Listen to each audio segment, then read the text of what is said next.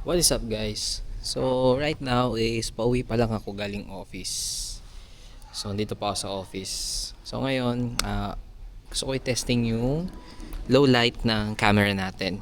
So meron ako dito DJI Action 5 Pro and meron akong cellphone dito. So papakita ko sa inyo kung ano yung possible adjustment dito sa action camera natin.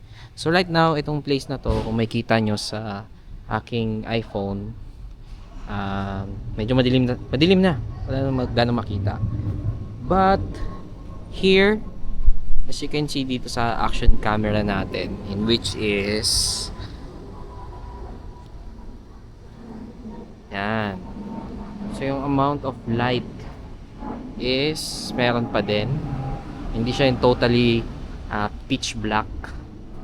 Ayan.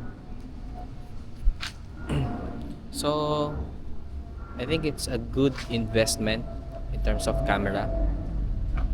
Yung ganitong action camera.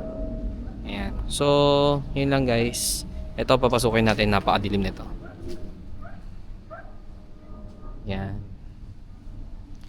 So, let me know in the comment section if worth it ba bumili ng Action 5 Pro.